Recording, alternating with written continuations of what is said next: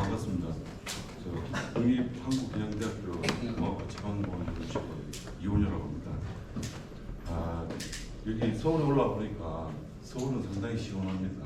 지금 부산은 이 남부지방 폭염 때문에 진짜 이 그늘 지역에 가도 너무 힘들어가지고 그랬는데 딱 KTX 타고 딱 올라오고 난 뒤에 딱 그 첫 공기 자체가 상당히 시원하다.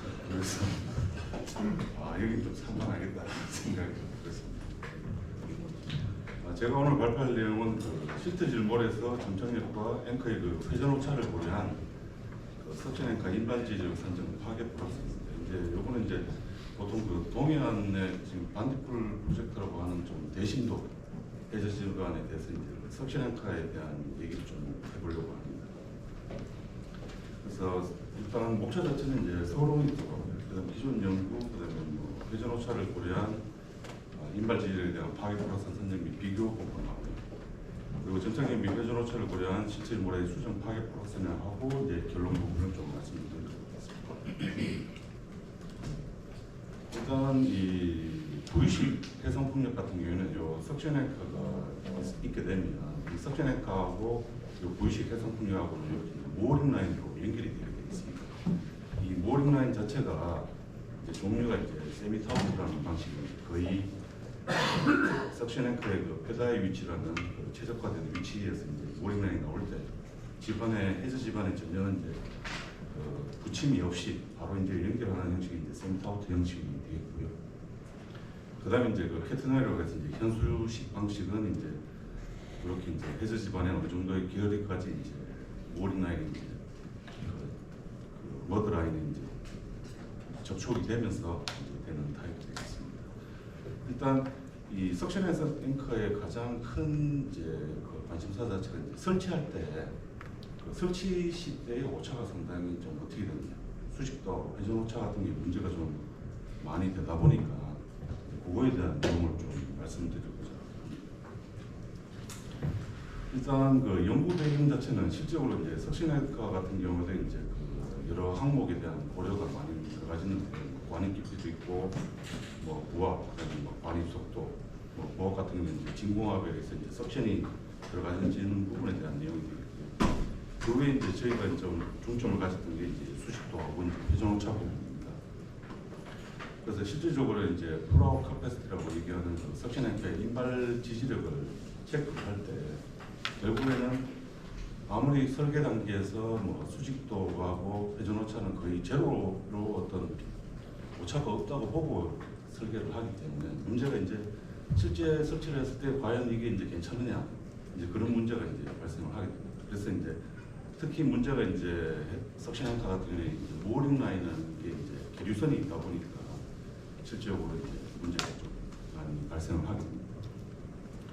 그래서 이제 실질적으로는 이제 ROV라는 그 리모트 오퍼레이팅 베이클이라고 하는 그런 장비를 넣어서 실질적으로 이제 설치를 할 때 그런 계측에 의해 가지고 이제 오차가 어떤 설계 기준에 허용 오차에 들어가는지 여부를 판단해서 하게 되는데, 실제적으로 어떤 조건이 좀 미충족되게 되면 결국에는 재인발 해가지고 다시 설치하는, 보통 재인발에서 설치하는 게 무능 기준에서 보면 하루 내에 다시 설치를 해야 된다고, 그 위치에. 안 그러면 이제 지방 결합이나 여러 문제가 있다 보니까 좀 그런 문제가 있습니다.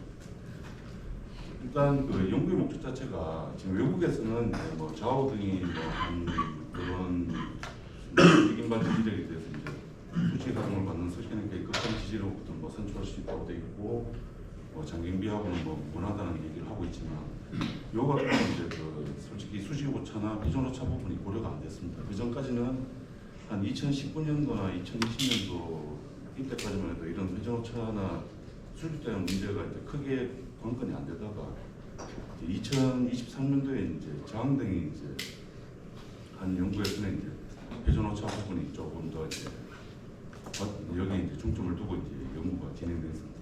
실질적으로 이 장애 연구 같은 경우에도 수직도 부분에 대한 고려는 들어가지 않습니다. 그래서 이제 저희 해양대학교에서 이제 김등이 이제 2024년도에 한 게 수직도하고 회전 오차에 대해서 이제 그 대다의 위치에서의 그 수직 분력, 수평 분력, 그리고 이제 회전력의 관계를 좀 해보자 해서 이제 논문이 처음 스타트가 됐고요. 그 뒤에 이제 보시면은 요 방법을 할 때 사용했던 게 이제 기하학적인 방법이라는 부분하고 이건 이제 처음으로 이제 시도를 한 거였죠. 그다음에 이제 수치에서도 일반적으로 이제 나와 있는 부분. 이 경우도 이제 그 장이라는 그 2023년도의 그 논문을 좀 모티브로 삼아서 좀 많이 활용을 한 상태였고, 그 뒤에 2025년도에 이제 리 등이 이제 실제 모래 집안에서 이제 기하학적 방법하고 수치에서 그리고 그다음에 이제 나와 있는 게 그 수정 파괴 보너스라는 걸 같이 적용해서 이제 연구를 하게 됐습니다. 근데 2025년대 리 등이 한 연구에 의하면 이제 수식도 같은 경우에는 이제 베타라고 하는 회전 오차를 제로로 봤을 때 허용 오차가 한 5도 정도 이내가 좀 적정하지 않는가라는 얘기를 했었고요. 회전 오차 같은 경우에는 이제 수식도를 베타를 0으로 봤을 때는 회전 오차가 한 20도 정도 되는 오차까지는 좀 가능할 것 같다라는 얘기를 해봤습니다. 그러니까 실제적으로 우리나라에서는 아직까지 그 석신행과의 그런 수식도나 회전 오차에 대한 연구가 실질적으로 안 되다 보니까 지금 저희가 이런 연구를 좀 아이템을 가지고 좀 실시를 한 상태입니다. 이제 기존 연구에 대해서 조금 설명을 드리겠습니다. 이건 그 장이 이제 그 2024년도에 발표한 논문에 나와 있는 내용인데요. 요 그래프에서 보시면 X축이 뭐냐면 이제 대기압 대비 그 머드라인 밑에 해저 지반의 그 유효 구속 능력, 그 비로 정규화를 시켰고요. 이제 Y축 자체는 이제 석신행과 중량에 대해서 이제 극한 인발 지지력하고 B를 가지고 정규화를 시킨 다음에 그동안 각종 했던 논문들을 이제 플로팅을 시킨다. 실제 플로팅을 시켜보니까 저항의 한 논문 자체는 이렇게 이제 어퍼 바운드라는 부분 상한계에 좀 많이 들어가고 또 다른 논문들 같은 경우 이렇게 하한계가 되다 보니까 요 자료들을 가지고 이제 회기식을 만들었습니다. 그래서 이제 회기식을 만든 게 이제 가운데에 이렇게 이제 점선으로 만들어 놓은 이 회기식, 이게 이제 보시면 WS분의 열기라고 하는 요 식의 관계를 좀 끄집어낸 상태거든요. 요 보시면 이제 요 부분이 되겠죠.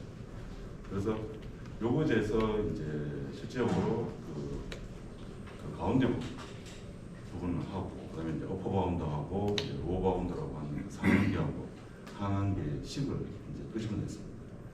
요 식 같은 경우에는 이제 수식도나 회전 오차는 이제 없는 상태고요.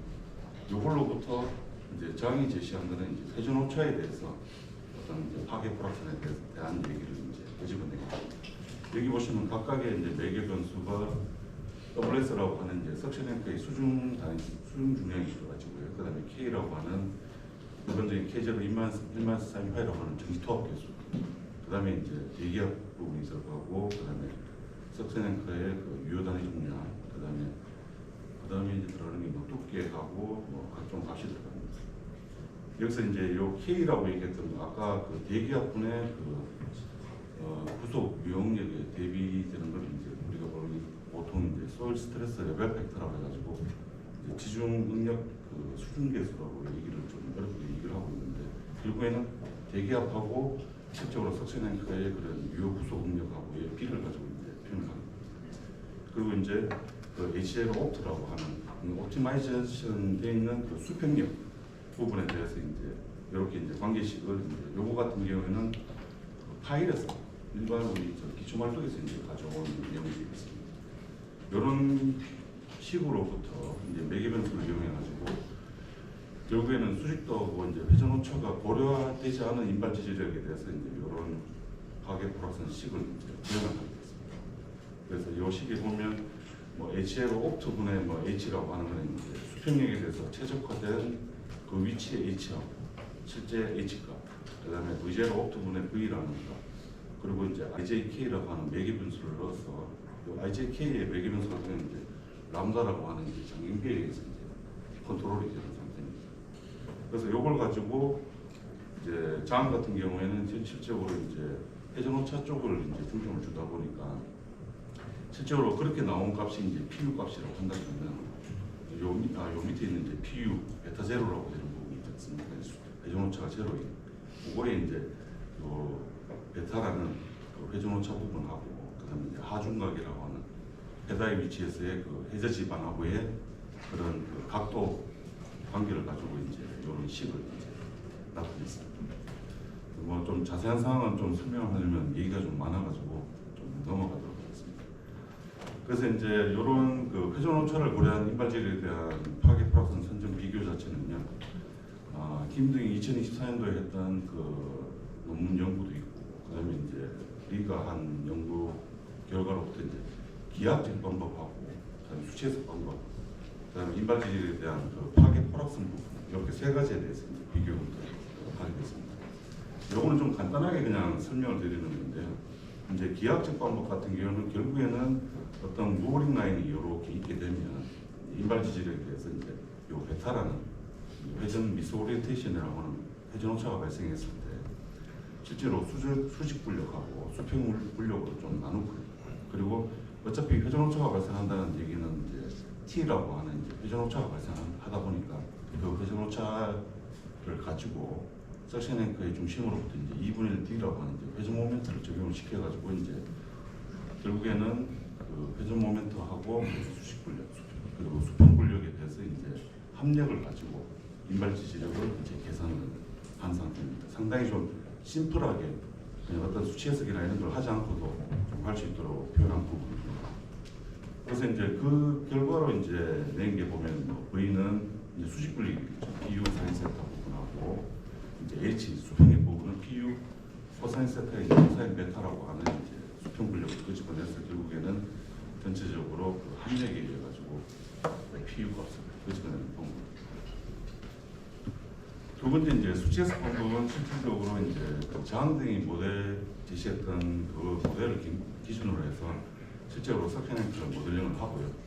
좌우측은 바운더리 조건 자체를 직경이 한 5D 정도 좀 충분히 띄우고, 그리고 하부 같은 경우에 약 한 4D 정도 띄워서 이제 한 상태입니다. 이 경우는 이제 실제 석션 앵커의 이제 무어링 라인에 대한 모델링을 하고, 실질적으로 그 끝단에서 이제 변이 제어라는 걸 넣어서 하중 제어가 아니고 이제 변이 제어로 이제 실질적으로 이제 모델링을 한 상태입니다. 보시면 평면 조상에서는 요 회전 오차가 전혀 없는 경우, 이제 회전 오차가 이제 20도, 뭐 이렇게 45도 이렇게 이제 발생하는 경우에 대해서 이제 체크를 한 상태. 그래서 결국에는 요 이제 앞에 말씀드린 그 기하학적인 방법하고 이제 수치 해석 방법을 가지고 이제 계산을 따로 하고, 결국에는 요 이제 인풋 데이터라고 하는 요 이제 수치 해석에 들어갔던 요 인풋 데이터 값, L 값도 있고 L이 이제 6m로 해놨고 D가 3m다 보니까 장경비가 2가 되는 거고, 로딩 앵글은 45도 정도. 뭐 이런 식으로 이제 요 조건하고 똑같은 조건에서 이제 기하학적 방법, 수치 해석 방법, 이제 그리고 파괴 프락션 산정에 대해서 이제 계산을 해봤습니다. 실적으로 이제 그 계산을 하게 되면 뭐 이런 그 각각의 이제 계산 단계를 끄집어내게 됩니다. 여기 보시면 이제 V 얼트라는 이제 극한 지지력 부분이 이제 나오게 되고, 그다음에 이제 HL 옵트라고 하는 이제 그 수평 이제 최적화 상태에서 이제 수평력 인발 지지력이 나오게 됩니다. 그러면 이제 요 RJK라는 그 매개 변수를 적용을 하게 되면 이런 식이 형성이 됩니다.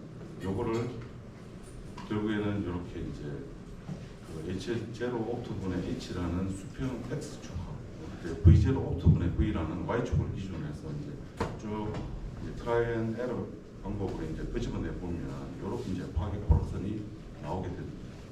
그럼 여기서 이제 요 세타 집이 분됐어요.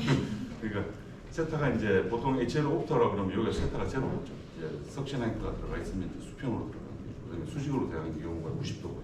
현재 우리가 한 거는 45도 정도 되다 보니까 이제 극한 지지력이 약 2023, 뭐 2092.3이네. 이렇게 현상이 나오게 되는데, 실제적으로 이걸로 이제 계산을 실제로 플로팅을 해본 겁니다. 저 밑에 보시면은 까만색으로 사각형 채용된 게 이제 수정 파괴 프락션이고요. 그다음에 위에 점선으로 된 게 이제 기하학적 방법으로 그 회전 오차에 대해서 이제 극한 인발 지지력을 꺼낸 것입니다. 그리고 맨 위에 있는 게 이제 수치 해석 부분. 실제적으로 이 부분에 대해서 이제 이만큼의 차이가 나는 이유 자체가 이제 장이 제시한 모델 자체는 이제 순수 모래지분이었어요.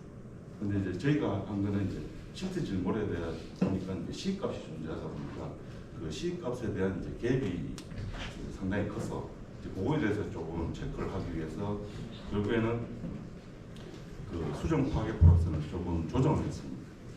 보시면은 요게 이제 그 장이 제시한 파괴 플러스에 나온 인발 지지력에 이제 기초말뚝에 우리가 일반적인 그 육상에서의 기초말뚝의 그 주변 마찰력을 고려를 해서 석션앵커의 그 외면과 내면의 그 C값을 이용한 주변 마찰력을 좀 체크를 해가지고 계산을 해보니까 대충 약 한 3,000에서 한 2,500, 약 한 86% 정도 됩니다. 실제로 보시면은 이 수정 파괴 포락선하고 수치 해석의 그 변이 양상 자체는 거의 유사하게 돌아갑니다.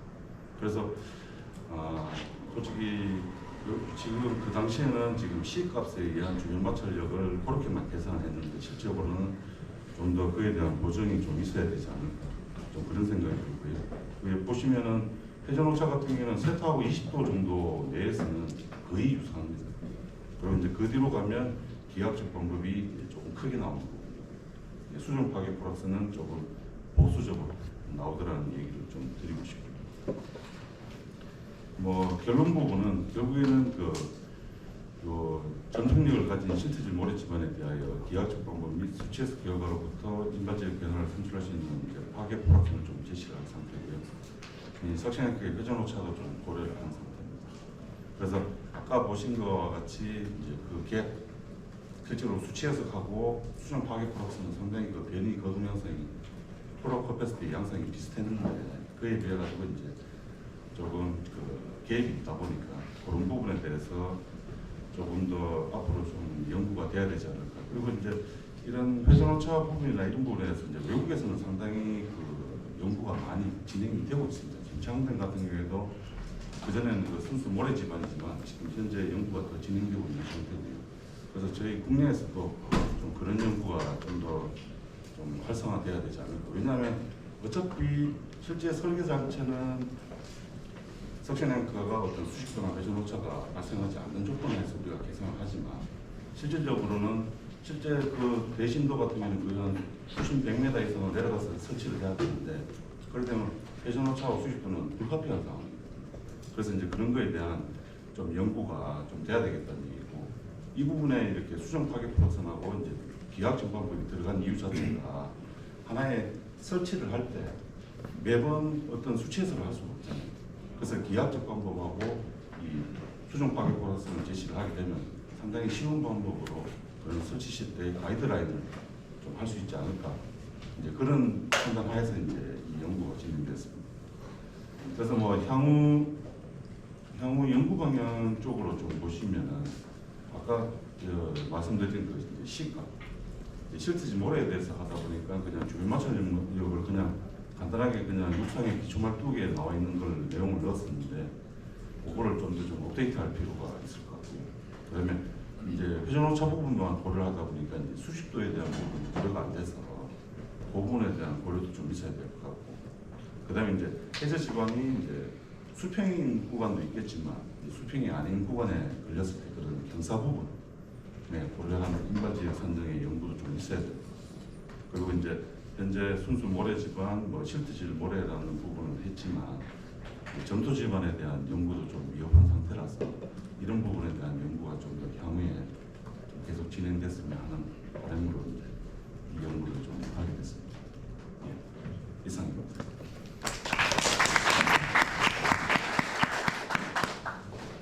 너무 좀 빠르게 시간이 촉박하다 보니까 빠르게 진행됐습니다.